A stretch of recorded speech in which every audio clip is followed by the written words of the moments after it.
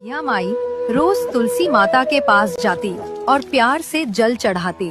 जब भी वो तुलसी जी को सींचती तो बड़ी श्रद्धा से कहती, हे तुलसी माता, सत की दाता, मैं तेरा बिरवा सींचती हूँ, मुझे बहू दे, पीले रंग की धोती दे, मीठा ग्रास दे, बैकुंठ में वास दे, अच्छी मौत दे, चंदन का काठ दे, अच्छा राज दे, खाने को दाल भात दे और 11 के दिन कृष्ण का कांधा दे।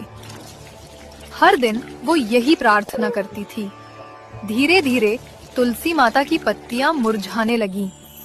एक दिन भगवान विष्णु प्रकट हुए और बोले, हे तुलसी, तुम सूखती क्यों जा रही हो? क्या हुआ तुम्हें? तुलसी माता बोली, हर दिन एक बुढ़िया आती है और अपने मन की कई मांगे करती है। मैं उसकी सब बातें पूरी कर सकती हूँ, लेकिन वो कहती है कृष्ण का कांधा दे। प्रभु, अब ये मैं कैसे दूं? भगवान मुस्कुराए और बोले, हे तुलसी, चिंता मत करो। जब वह बुढ़िया मरेगी तो मैं स्वयं आकर उसे कांधा दूंगा। तुम उसे ये बात कह देना। कुछ समय बाद वह बुढ़िया माई सचमुच चल बसी। पूरा गांव उसके अंतिम संस्कार के लिए इकट्ठा हुआ। लेकिन जब लोगों ने उसकी अर्थी उठाने की कोशिश की तो वह हिली तक नहीं। वह इतनी भारी हो गई कि किसी से उठाई नहीं जा रही थी। गांव के लोग हैरान थे। ये तो बड़ी भक्ति करने वाली थी, पूजा पाठ में लगी रहती थी, फिर इसकी अर्थी इतनी भारी क्यों? तभी एक वृद्ध ब्राह्मण वहां आया। असल में वही भगवान श्री कृष्ण थे, भेष बदलकर। उन्होंने पूछा, ये कैसी भीड़ लगी है? लोग बोले, बाबा, एक बुढ़िया मर गई है, ये बड़ी पापिन रही होगी, तभी इसकी अर्थी नहीं उठ रही।